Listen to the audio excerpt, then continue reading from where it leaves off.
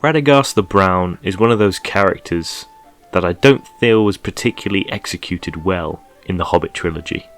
Sylvester McCoy's performance was charming, I suppose. However, with a smear of bird poop running down his head, and with poorly fitted clothes, the Radagast we see in the films was very undignified. That being said, he is a hell of a lot of fun to play on the tabletop, a magical powerhouse that doesn't even need line of sight to target you. In the previous edition, you could take Radagast on Eagle, Sleigh, or indeed Horse. There was no miniature for the mounted version, so I created one. But ever since the new edition, you can no longer take him on Horse, making this conversion basically meaningless. That was all the motivation I needed to craft him a Sleigh and to mount him on an Eagle and hopefully save a whole load of money in the process, because I would not need to shell out 50 quid for the set and also 34 for another box of Eagles. I'm Joe from Windrush Wargamers, and here is how I made Radagast on Sleigh and Radagast on Eagle.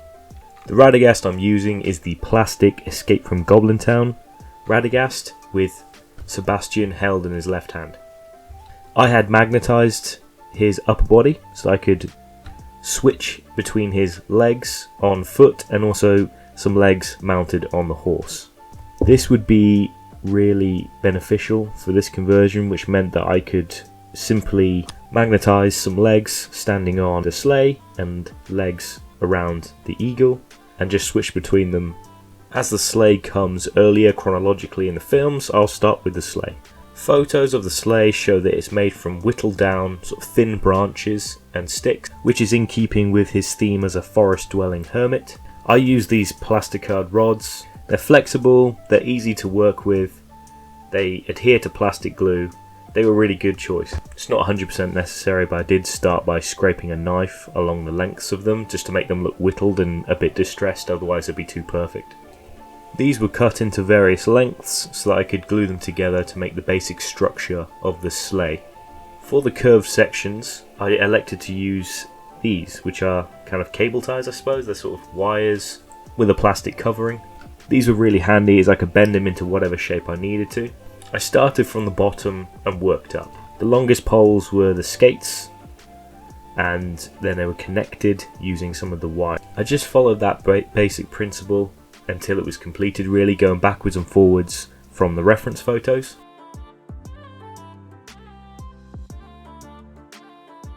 After the pieces were glued in place, I would come back in with some sprue glue. This was great as it really reinforced the connection points, but also I could use it to ingrain some texture. Once the glue was applied, I could come in with a clean Tamiya extra thin cement and scrape it along, making kind of wood grains and blending between all of the different bits.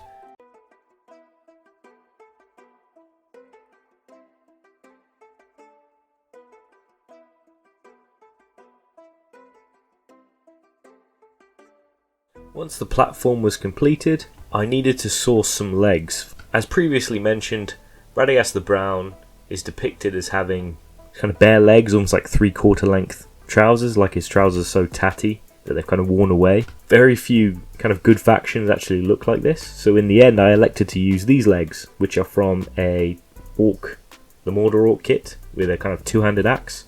He was broken anyway, so he was going spare. He was sawed in half and had his chainmail removed.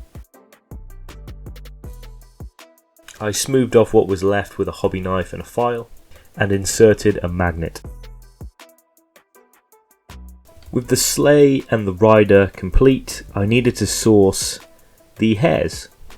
Radagast's sleigh in the films is pulled along by a Roscabel rabbit. I scoured the internet for far too long looking at 28mm scale rabbits and hares. I was able to pick one up from a 3D printer. I don't have a 3D printer myself. This is probably a part of the conversion where if you do have a 3D printer, it will really come into its own, as you can buy an STL for a lot cheaper.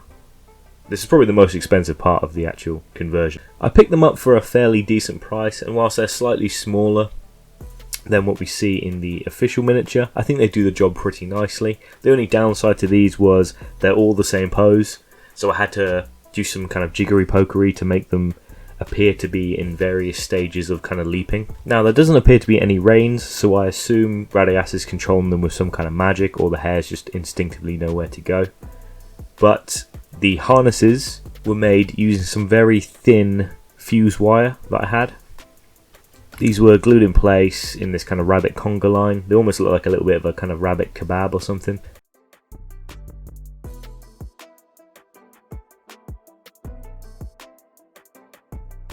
Bending the wire slightly just to make it look like there was some kind of movement in there, so it wasn't just a straight line.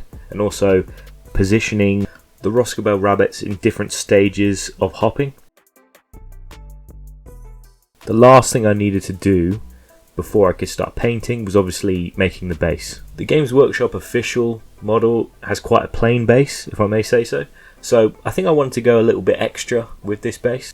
The scene that I had in my head to use as the kind of inspiration behind this base was when Radagast is escaping from the bat outside Doggle Door. So a forest base with the Mirkwood Road running through it would be really perfect for this.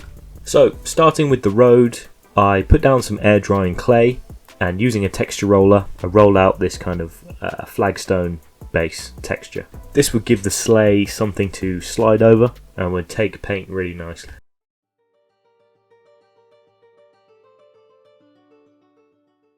Next up, I wanted a tree. I buy a lot of seconds boxes, kind of 3D print, kind of misprints if you like. They're really good for conversions. As luck would have it, one actually came with a tree. I believe this is for an eagle to be perched on. It didn't have any branches, but the trunk was really characterful, and I felt this would be a really good place to make a tree from. Using a pin vise, I drilled out some holes in the stumps of the branches, and I used some paper clips as kind of wire armatures so I could build up some tree branch texture on top of it. I used my old hot glue method. It's a really cheap and quite an effective method actually for building up kind of tree trunk texture. You can kind of ooze it on, it clings to the wire, and you can also use the hot nozzle to kind of shape it and draw some kind of lines in the bark. It might look rough at first, but you can cover all the rough bits over with moss texture and brambles and foliage and all the rest of it. That all hides a multitude of sins, believe me.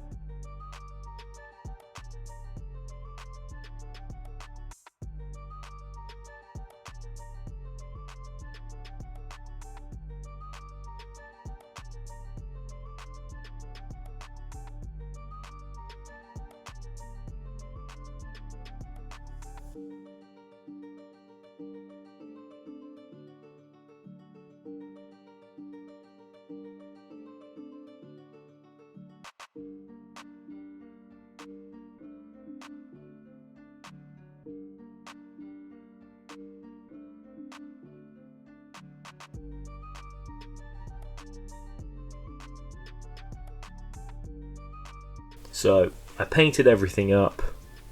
As I say, added the aforementioned moss and foliage, bramble texture for the tree canopies. I even gave Radagast a spruce up to make sure he looked good on camera.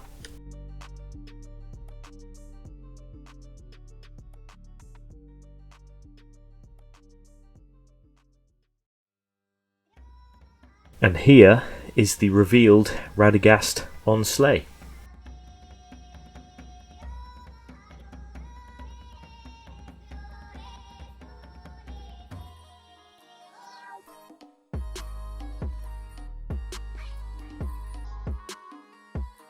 Let me know what you think of him in the comments below. I was really relieved at how he turned out.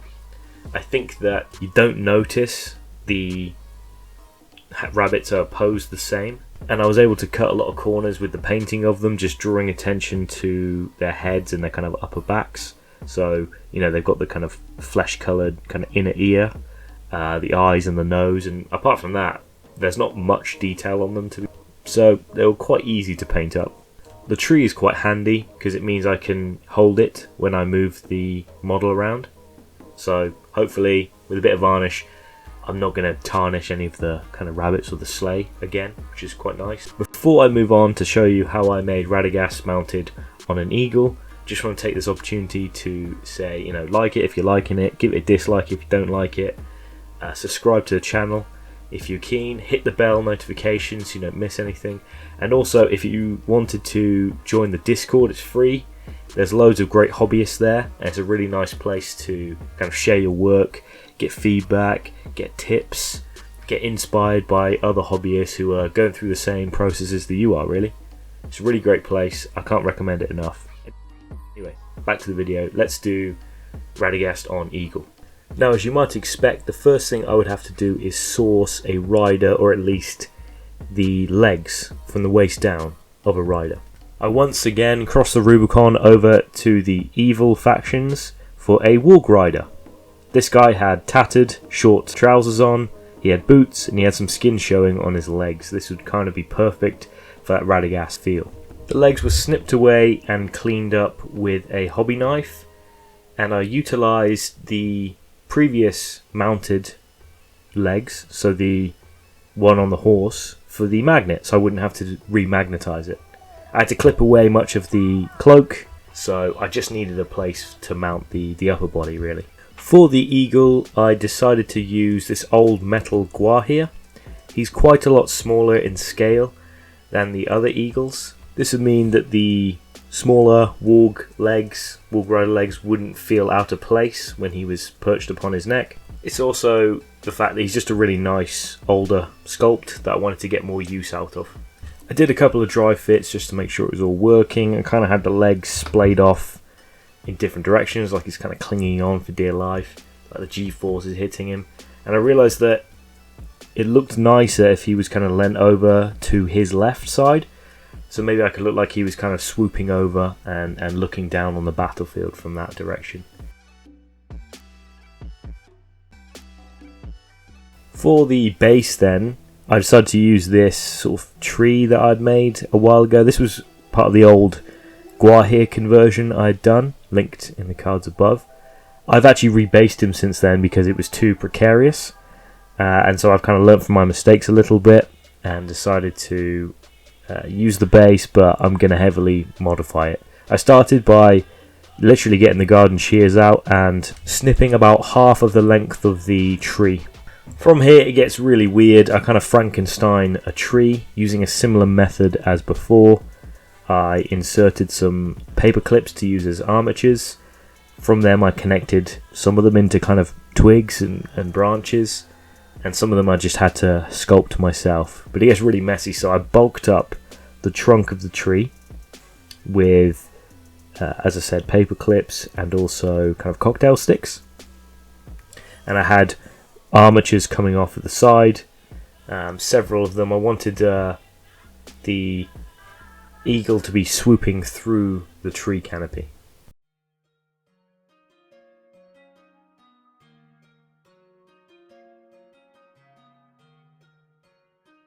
With the hot glue dried, it was time for painting. I did this in the same way as I painted the other tree, starting with brown, working up with a kind of brown grey, and glazing back down with some bone colour, some green. The texture does look a bit crazy, but when covered up with moss texture, clump foliage, I think it works quite nicely.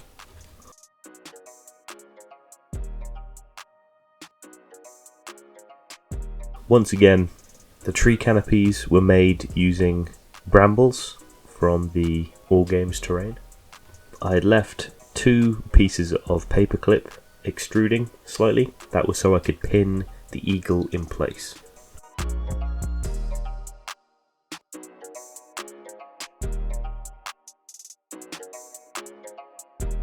So here is the reveal of Radagast on eagle.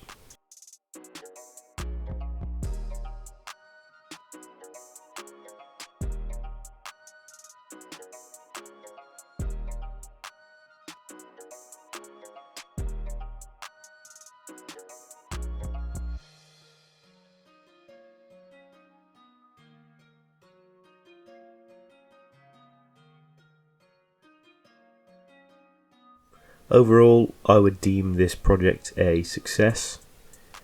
It saved a lot of money. I used a bunch of models that I wouldn't normally use, and I was able to save a boatload of money in the process. Unfortunately, the bases are too big for them to go onto the turntable together, so you'll just have to see them individually. If you enjoyed this video and you want to see more, check out our back catalogue. We've got loads of videos like this. Subscribe so you don't miss anything. Hit the bell icon. Join the Discord if you're interested in that. And thank you so much for watching. I've been Joe from Windish Wargamers. See you next time.